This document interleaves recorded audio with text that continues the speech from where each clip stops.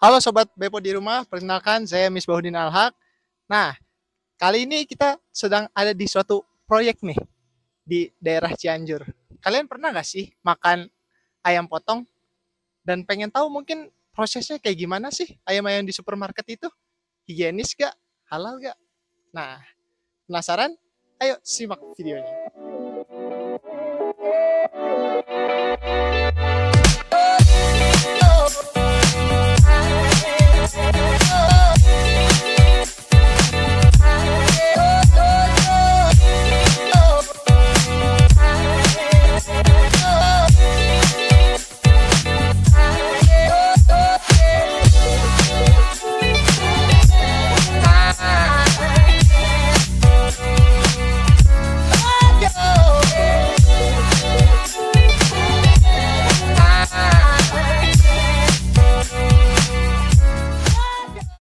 Oke teman-teman bertikai poultry di rumah, kali ini kita sedang berada di SMKN 2 Cilaku di Cianjur ya. Dan sekarang nih saya udah ditemani dengan Pak Ferry dan Pak Entang untuk menjelaskan RPA karya anak bangsa. Ya, Gitu, syukur alhamdulillah sebenarnya kita udah bisa memasang mesin di sini. Ini SMK pertama barangkali di Indonesia yang mempunyai fasilitas selain kandang close house juga RPA mini. RPA mini tapi udah semi modern dengan kapasitas 500 ekor per jam. Jadi sebenarnya udah cukup membantu untuk edukasi gitu. Ya. Dan pasti halal ya teman-teman ya. Jangan lupa prosesnya higienis dan halal. Iya. Oke, penasaran dengan produknya? Kita lihat ke dalam.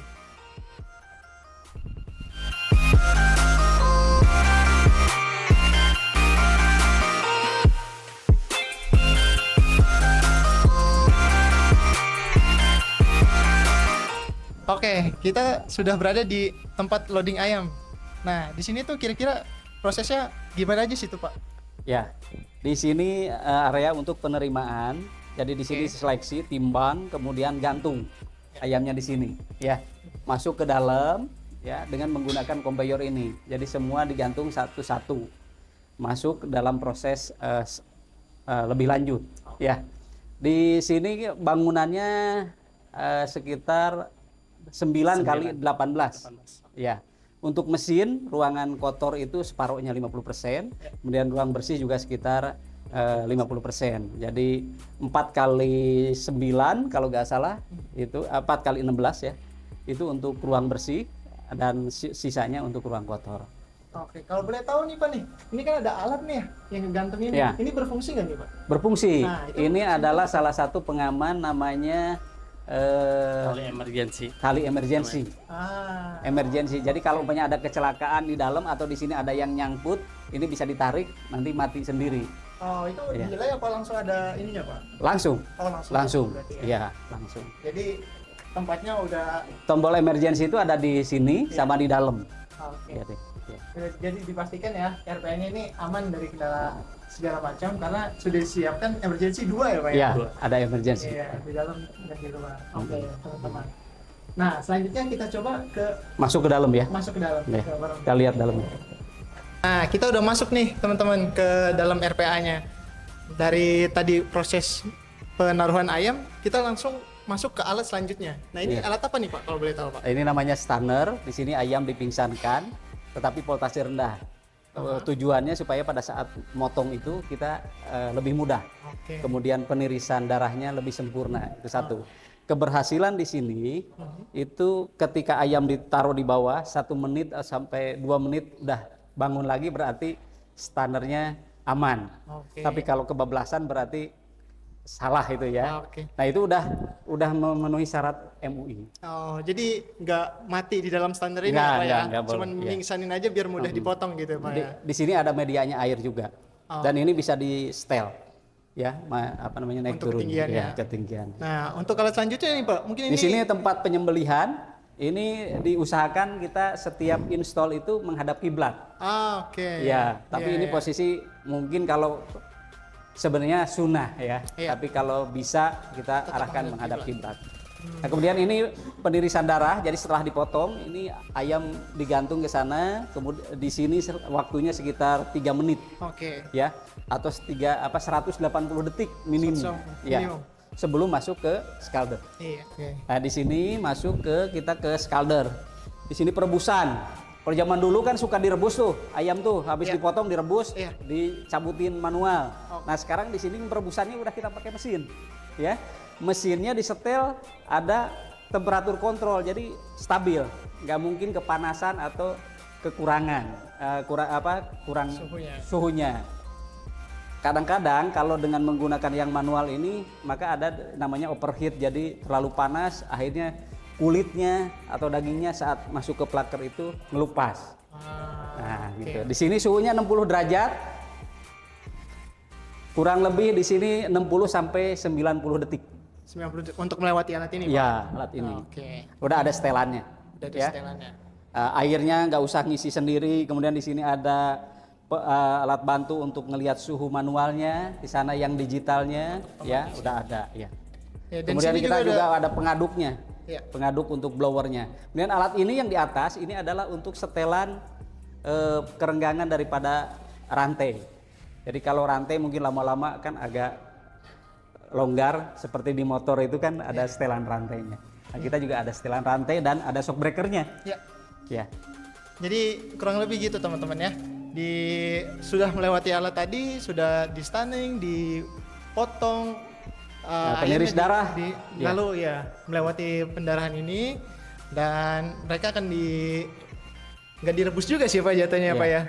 Ya, dimasuk ke pencelupan perebusan. Ayam lalu setelah alat ini nih, saya lihat nih alat agak paling besar di sini nih Pak nih. Ya, ini namanya mesin pencabut bulu, tapi orang peternakan bilangnya plucker, standing plucker. Standing plucker. Jadi plucker itu ada yang drum plucker yang bulat, kita udah pakai yang standing plucker. Di dalam ini ada karet-karet hitam, ya, itu seperti jari-jari tangan. Nah, itu yang menggantikan tangan kita untuk membersihin ayam. Tapi itu kan berputar, ayamnya digantung di sini, keluar di sana udah bersih.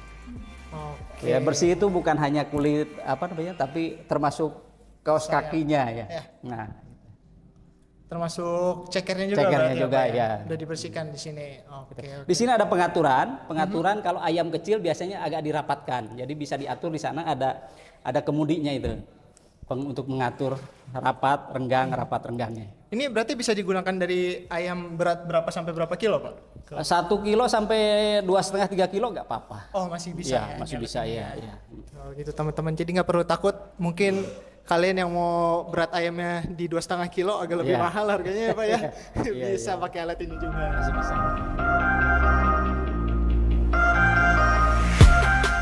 Jadi nanti di sini dipotong lehernya, kemudian sodet pantat. Karena ini agak pelan, sebenarnya satu orang bisa pekerjaan untuk 2 pekerjaan. Satu orang untuk potong kepala, sodet.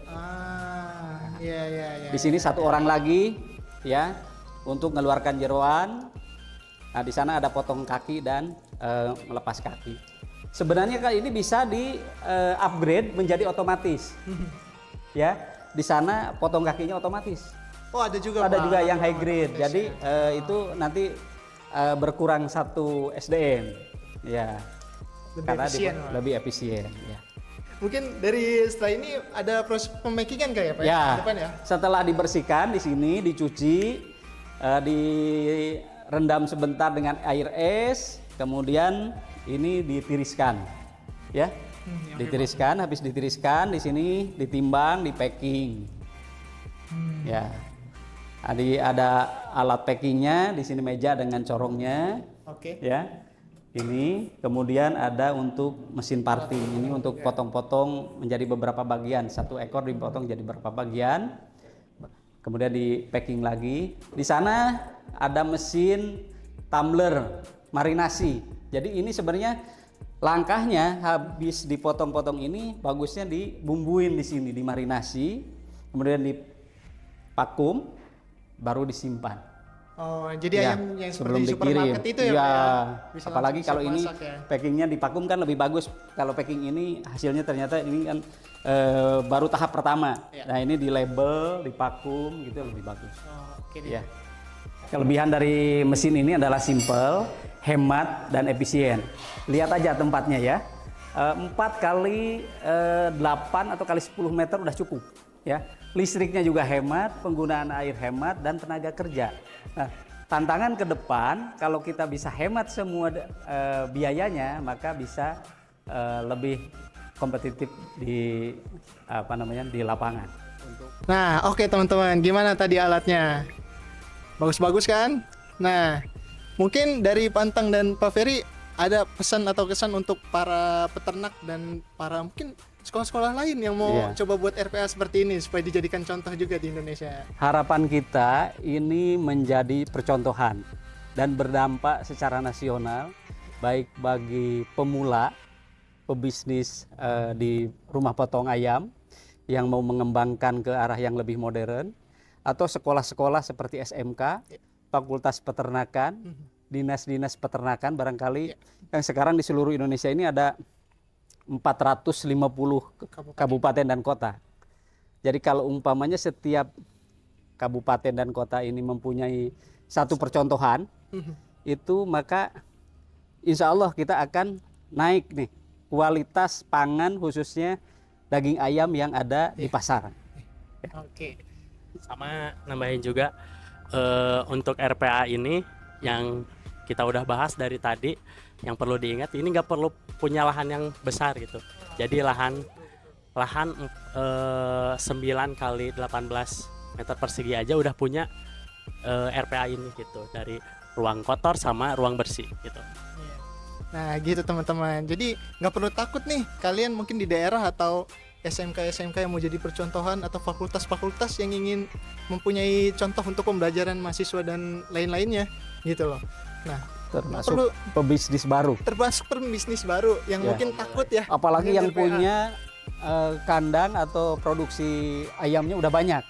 Betul. Nah, maka merintis di setiap lokasi ini, terutama di sentra-sentra produksi, itu maka disediakan mini RPA ini supaya membantu pembukaan pasar baru. Oke, siap. Jadi seperti itu teman-teman. Terima kasih Pak Entang dan Pak Ferry untuk waktunya. Terima kasih.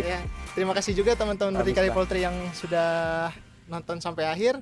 Jangan lupa like, share, and subscribe. Dan jangan lupa juga ya, kalau misalnya mau membeli alat ini bisa hubungi kontak di bawah ini. Oke, dadah.